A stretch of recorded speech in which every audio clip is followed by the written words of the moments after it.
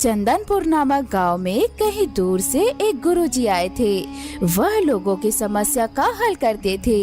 एक दिन जब गांव में आए तब गांव के लोग गुरुजी के पास आए और अपनी अपनी समस्या बताई। गुरुजी, मेरा नाम रामलाल है।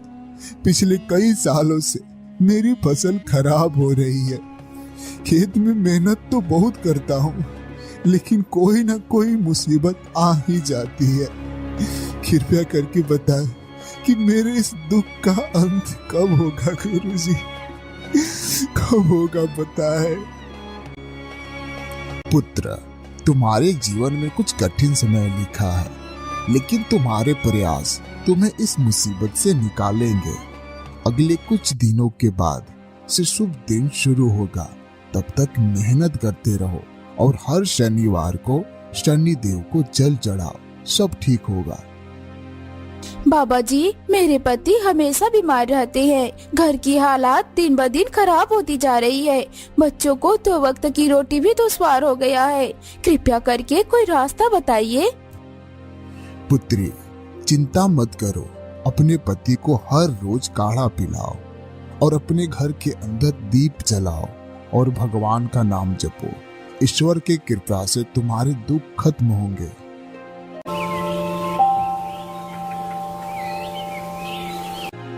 और बिमला, इतना सब कुछ होते हुए भी हमारे जीवन में ये अधूरापन क्यों है? ईश्वर ने हमें सब कुछ दिया, पर वो खुशी नहीं दी जिसका इंतजार कई वर्षों से कर रहे हैं। आप सही कह रहे हैं जी। हमारे पास सब कुछ है, लेकिन माँ बनने का सौभाग्य तो मेरे नसीब में है ही नहीं। शायद मैं अपने आप को ही दोषी ठहरा रही हूँ इसके लिए। अरे ऐसा मत कहो बिमला, ऐसा मत कहो। इसमें तुम्हारा क्या गलती है? नहीं, मैंने तो हर बार यही चाहा कि हमारा एक परिवार हो, एक बेटा हो, हमारे जीवन को खुशहाली से भर दे। लेकिन लगता है कि ईश्वर हमसे कुछ और ही चाहता है। कभी कभी ऐसा सोचती हूँ, काश कोई तरकीब होता, कोई ऐसा रास्ता होता जिससे हमारी अधूरा सपना पूरी हो जाए। हर दिन जब आसपास के बच्चों की आवाजों को सुनती हूँ तो मेरा दिल तो दुखी से भर उठता है। अरे देखो बिमला, हमें धीरज रखना होगा। ईश्वर के घर देर है, अंधेर नहीं। हमारे सवालों का उत्तर जल्द ही मिलेगा।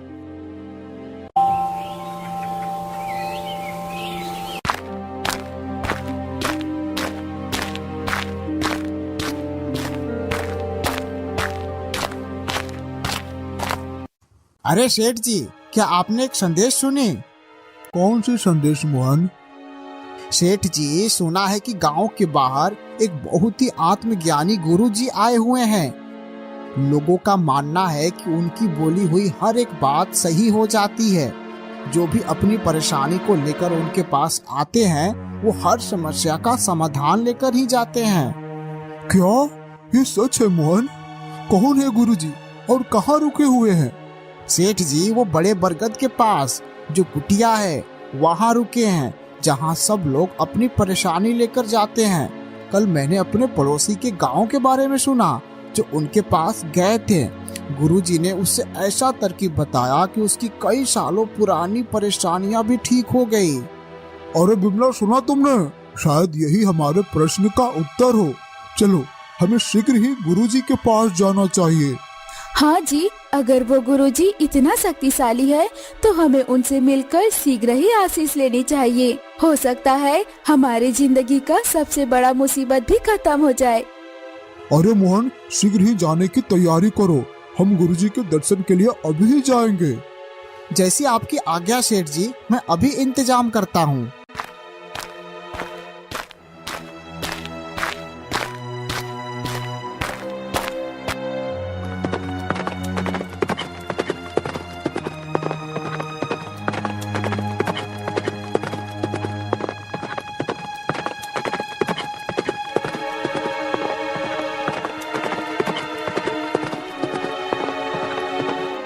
गुरुजी, गुरुजी, हमारी मदद करिए। गुरुजी, हमारी मदद करिए। अरे देखो बेटा, अब तुम रोना बंद करो और बताओ कि तुम्हारी क्या परेशानी है। मैं जरूर तुम्हारे कष्ट का कोई ना कोई हल निकालूंगा। गुरुजी, मेरा कोई औलाद नहीं है। हम दोनों को ही अंदर ये फिक्र सताए जा रही है। हमने आपका बहुत ही नाम सुना है, तभी हम आपके शरण में आए हैं। आप हमारा किस्मत देखकर बताएं कि हमारे जीवन में औलाद का सुख है कि नहीं। देखिए गुरुजी, और बताएं। तुम चिंता मत करो, सब ठीक होगा। इतना कहकर गुरुजी ने 2 फल दिए और कहा, इन दोनों फल को आप दोनों पति पत्नी ग्रहण कर लेना, इससे तुम्हें जरूर औलाद का सुख प्राप्ति होगी। कुछ सालों बाद साहूकार के घर एक बेटे ने जन्म लिया। साहूकार और उसकी पत्नी बहुत ही खुश थे। अरे देखो तो कितना सुंदर बच्चा है। अरे उन गुरुजी की बात तो बिल्कुल सही निकली बिमला, बिल्कुल सही निकली। जी हाँ, आप सही कह रहे हैं। बिमला, क्यों ना हम गुरुजी को बुलाकर उनकी सेवा आराधना की जाए और हमारे बेटे का नामकरण भी उन्हीं से कराया जाए। क्या कहती हो?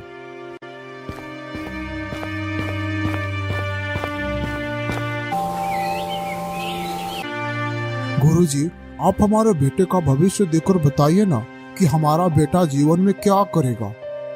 अभी इसे बड़ा होने दो, जबकि इसकी आयु 1 वर्ष की हो जाएगी, तब इसे मेरे पास लेकर आना। उस वक्त मैं इसकी किस्मत जरूर बताऊंगा। चलो अब मैं चलता हूँ। इतना कहकर गुरुजी वहाँ से चले गए। धीरे धीरे समय बीतता गया। साहूकार का बेटा अब 1 वर्ष का हो गया था। एक दिन साहूकार अपने बेटे को लेकर गुरुजी की कुटिया में जाते हैं, तो साहूकार ने देखा कि वहाँ पर ढेर सारे लोगों की भीड़ लगी हुई थी। तब उसके बेटे ने साहूकार से पूछा, पिताजी, यहाँ पर इतने सारे लोग क्या कर रहे हैं? बेटा, ये गुरुजी है। इन्हें किस्मत का पता चल जाता है और ये सब लोग भी अपने अपने किस्मत का पता लगाने के लिए यहाँ पर आए हुए हैं। गुरुजी, मैंने सुना है कि आप सबका किस्मत देखते हैं। आप मेरा भी किस्मत देखिए ना। जरूर बेटा, तुम मेरे सामने बैठो, मैं तुम्हारा किस्मत देखकर बताता हूँ। गुरुजी ने अपनी दिव्य शक्ति से साहूकार के बेटे के मस्तक को देखा। गुरुजी ने गिनती की तो देखा कि उस साहूकार के बेटे की शादी तो एक गरीब घर की लड़की से होना लिखा है।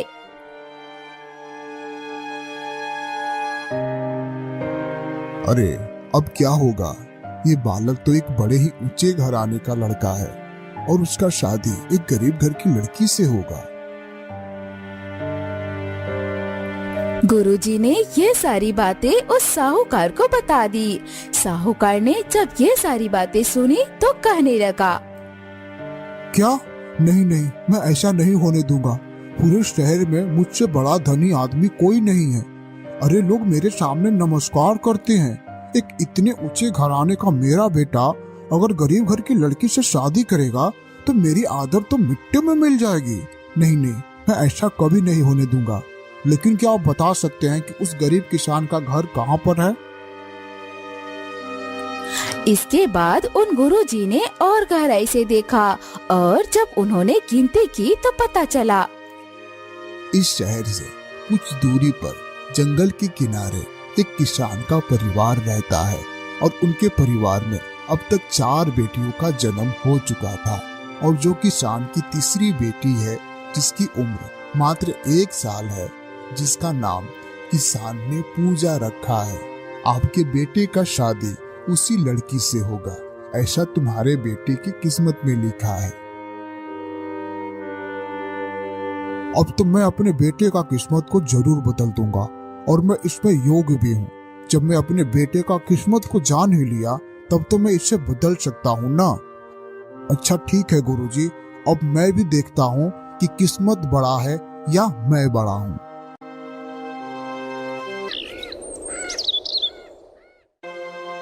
साहूकार एक पंडित का भेष धारण करता है और चलते चलते कुछ दूर बाद उस किसान के घर पहुंच जाता है।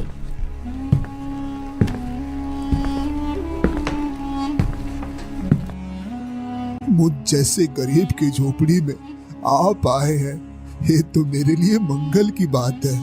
आप अंदर आए ना, मैं आपके लिए कुछ खाने का प्रबंध करता हूँ। आइए पंडित जी, आइए। अरे नहीं, इसकी कोई जरूरत नहीं है किसान। मैं किसी खास परियोजना से तुम्हारे पास आया हूँ। मैं पता करना चाहता हूँ कि तुम्हारे घर में कोई 1 साल की बेटी है। हाँ पंडित जी, मेरी छोटी बेटी 1 साल की है। तो क्या उसका नाम पूजा है? हाँ पंडित जी, उसका नाम पूजा है। सुनो किसान, मेरे गुरुजी एक शक्तिशाली गुरु है। उनके कहने पर मैं यहाँ पर आया हूँ, इसलिए उन्हें सब पता है। आपके ऊपर एक बहुत ही बड़ी मुसीबत आने वाली है। जब तक तुम्हारी सबसे छोटी बेटी तुम्हारे घर में रहेगी, तब तक तुम्हें बेटा की प्राप्ति नहीं होगा। तुम अपने घर के अंदर अगर बेटा को खेलते हुए देखना चाहते हो, तो तुम्हें अपनी छोटी बेटी को घर से बाहर भगाना होगा। पंडित जी, अभी तो वो छोटी बच्ची है, अभी तो मात्र 1 साल की है। मैं उसे ऐसे भला कहाँ छोड़ सकता हूँ? कोई भी अपने बच्चों के साथ ऐसे कैसे कर सकता है? अरे किसान, मैं तुम्हें ये सब बता सकता हूँ कि तुम्हारे घर में तुम्हारी 1 साल की बेटी है और उसका नाम पूजा है। तो मैं तुम्हारी मदद भी कर सकता हूँ। देखो, बात यह है कि मेरा कोई भी बच्चा नहीं है। तुम ऐसा करो, अपने बच्चे को मुझे दे दो, मैं इसका देखभाल करूंगा और जब ये बड़ी हो जाएगी तो मैं एक अच्छे लड़के से इसका शादी भी करा देंगे। क्यों, क्या कहते हो? तब वो किसान पंडित की बातों में आ गया और बच्चा पाने की कामना में उसने अपने बेटी को पंडित को दे दिया। पंडित बहुत ही खुश हुआ। अब पंडित के भेष में आया हुआ वो साहूकार था। किसान के घर से बच्ची लेकर वहाँ से चल पड़ा।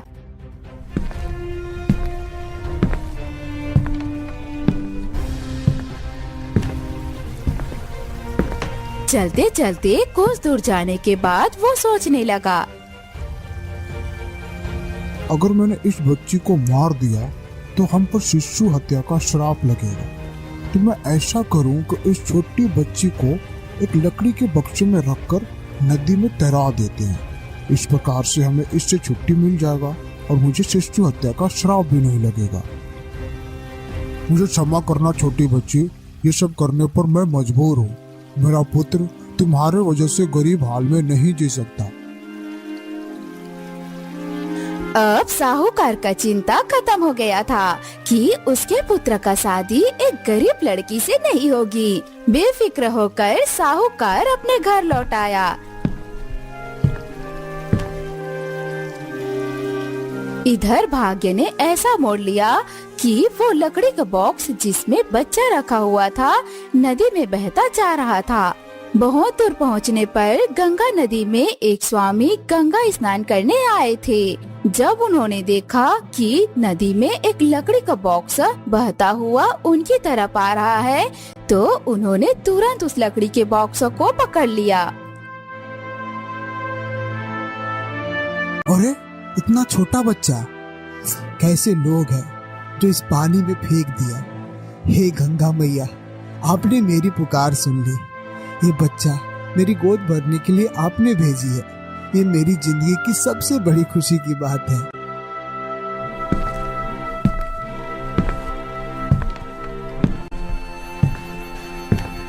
असल बात ये थी कि उनका कोई बच्चा नहीं था। वो हर रोज गंगा माँ से यही पुकारा करते थे कि उनका कोई बच्चा हो।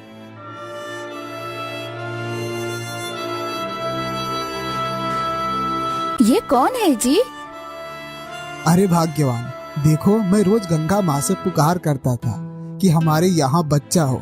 अरे देखो तो आज गंगा माँ ने हमें एक बेटी दे दी है। ये देखो, आज से हम इसका ध्यान रखेंगे, ये हमारी ही बेटी होगी।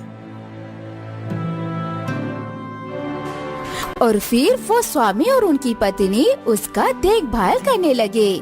समय बीतता गया और वो पुत्री अब धीरे धीरे बड़ी होने लगी। कुछ सालों के बाद ही उसकी उम्र शादी के योग्य हो गई।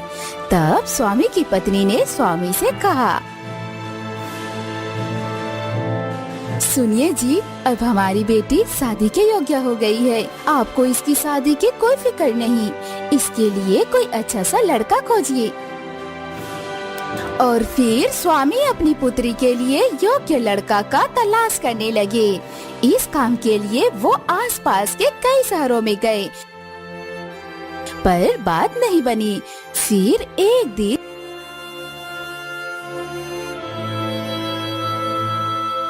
वो चलते चलते उस शहर में जा पहुँचे जहाँ साहूकार रहता था। स्वामी ने वहाँ के लोगों से पूछा, अरे क्यों भाई, क्या तुम्हारे शहर में शादी योग्य कोई अच्छे रिश्ते हैं? हाँ, हमारे शहर में साहूकार जी का बेटा है, वो भी शादी के योग्य है। और आप भी एक स्वामी हो और उच्च कुल के हो, आपको तुरंत ही साहूकार से जाकर मिलना चाहिए।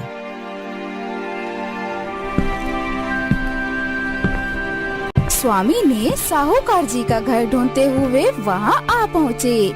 जब वो साहूकार से मिले और कहने लगे, साहूकार जी, मैं एक स्वामी हूँ और मेरी पुत्री शादी के योग्य है। क्या आप अपने बेटे का शादी मेरी पुत्री से करना चाहेंगे? बताइए। साहूकार को जब ये पता चला कि एक ऊंचे कुल का स्वामी ही उसके पुत्र के लिए संबंध लेकर आए हैं, तो साहूकार मन ही मन बहुत खुश हुआ। वो सोचने लगा, क्या कहा था? मेरे बेटे की किस्मत में एक गरीब किसान खानदान की लड़की लिखी थी और कहा ये स्वामी स्वयं मेरे पुत्र के लिए संबंध लेकर आए हैं।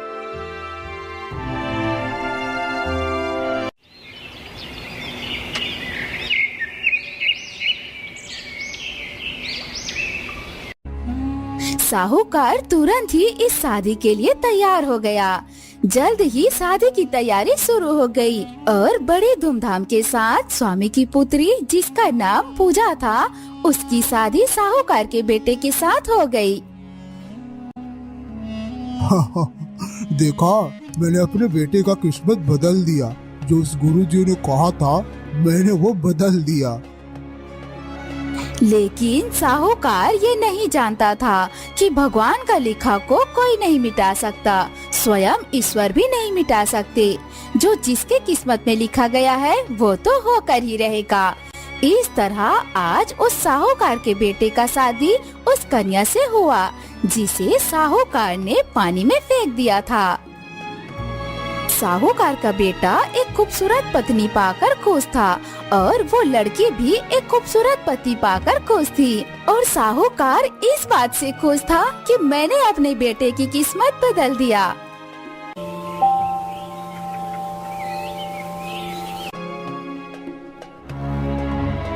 पिताजी, आशीष दीजिए, मैं कारोबार के काम से कुछ दिनों के लिए गांव से बाहर जा रहा हूँ।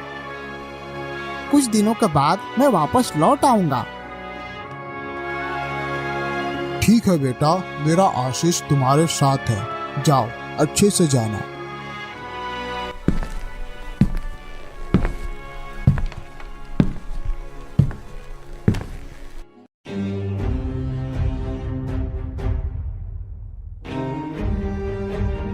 ए जी, आज 2-3 दिन हो गए हमारे बेटे को घर से बाहर गए हुए।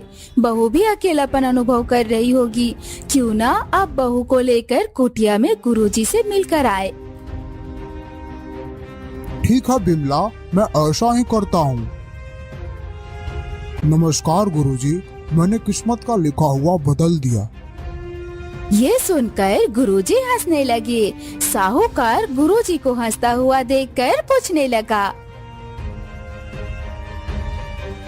गुरुजी, आप हंस क्यों रहे हो?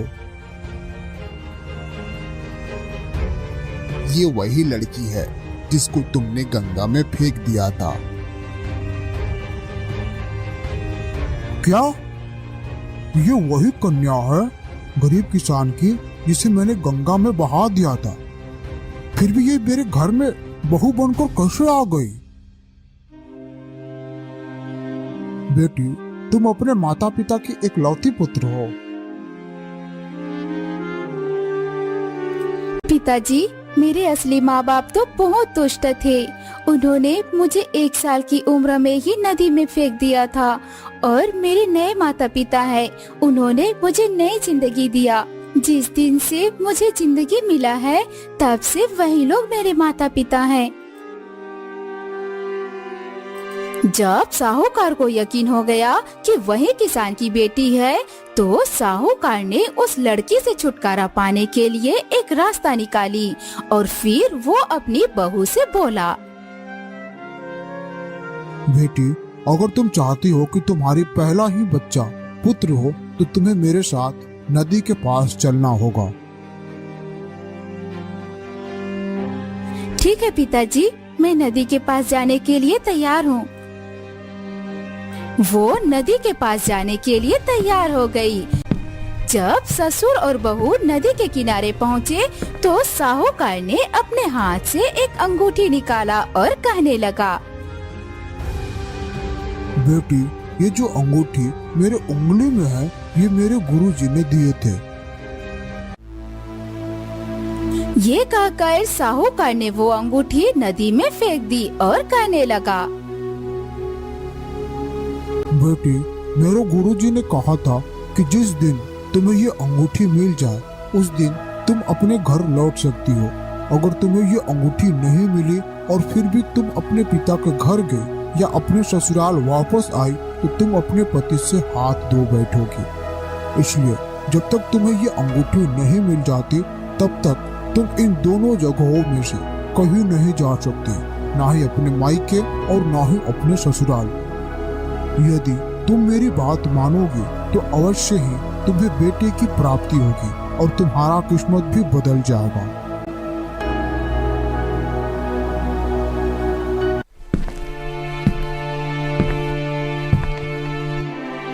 हे भगवान, अब मैं कहाँ जाऊँ? न मेरे पास न कोई अंगूठी है और न कोई सहारा है। पति के घर जाने का कोई रास्ता नहीं और पिताजी के घर भी कैसे जाऊँ? कोई उपाय समझ में नहीं आ रहा है। कुछ दूर चलते चलते रास्ते में एक धनी व्यक्ति अपने घोड़े पर बैठकर घर की ओर जा रहा था। बेटी, तुम इस सुनसान जंगल में अकेले क्या कर रही हो? बहुत ही खतरनाक जंगली जानवर रहते हैं। मैं क्या बताऊं, मैं मुश्किल में हूँ और मेरा इस संसार में कोई नहीं है। तो ये बात ठीक है पुत्री, अगर तुम चाहो तो हमारे साथ चल सकती हो।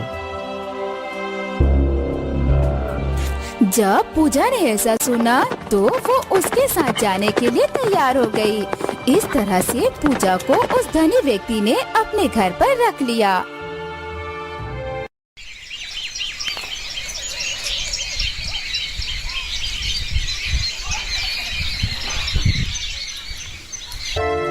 काफी समय गुजरने के बाद साहूकार का बेटा अपने घर वापस लौटा तो उसने अपने पिताजी से अपनी पत्नी के बारे में पूछा। पिताजी, पूजा कहीं नहीं दिखाई पड़ रही है। अरे बेटा, मत पूछो कि मेरी बहू को क्या हुआ। अरे, तुम्हारी पत्नी नदी में स्नान करते समय नदी में डूब गई और उसकी मृत्यु हो गई। अपनी पत्नी के गुजरने की बात सुनकर साहूकार का पुत्र बहुत ही दुखी हुआ और साहूकार ने अपने पुत्र को समझाया।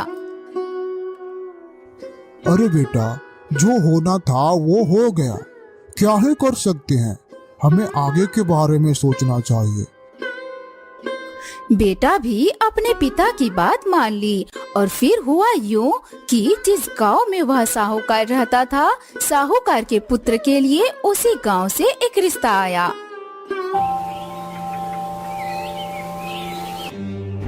बेटा, तुम्हारी शादी के लिए एक रिश्ता आया है और मैं चाहता हूँ कि हम दोनों शादी से पहले उस लड़की और उसके घर वालों से मिलने चले। ठीक है पिताजी, जैसा आपको सही लगे, मैं करने को तैयार हूँ।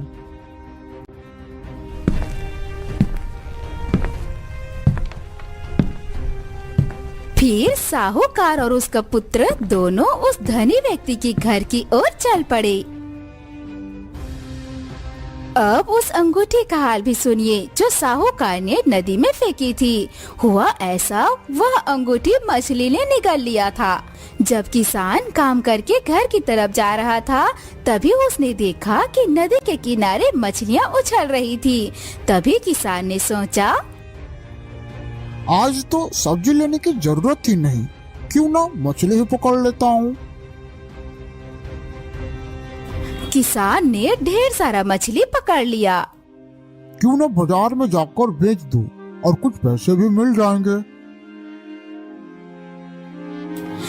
किसान ने सारी मछलियाँ लेकर बाजार में बेच दिया। जो मछलियाँ बची थी, वह मछलियाँ धनी व्यक्ति ने ले लिया और घर आया। बेटी, मैं मछलियाँ लेकर आया हूँ, आज तुम अच्छे से बनाओ। ठीक है पिताजी, बना देती हूँ। पूजा जब मछलियाँ काट रही थी, तभी वही अंगूठी निकली जो उसका ससुर नदी में अंगूठी फेंका था। अरे, यह तो मेरे ससुर की अंगूठी है। मैंने तुरंत पहचान लिया। इसका मतलब यह है कि अब मैं अपने ससुराल जा सकती हूँ।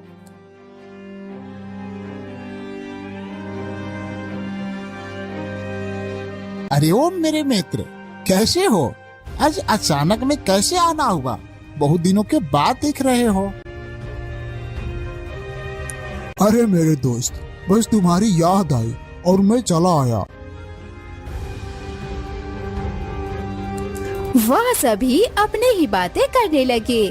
तभी पूजा ने पति और ससुर की बातें सुनी तो कहने लगी, अरे, यह तो मेरे ससुर और पति की आवाज है। क्या वो सब इधर आए हैं? वो तुरंत उस कमरे में आ गई जहाँ पर सभी बातें कर रहे थे। अपनी पत्नी को जिंदा देखकर साहूकार के बेटे की आंखें खुली की खुली रह गई और कहने लगा, क्या ये कैसे हो सकता है? पिताजी, आपने तो कहा था कि मेरी पत्नी की मृत्यु हो गई है, परंतु ये तो जिंदा है और मेरे सामने खड़ी है।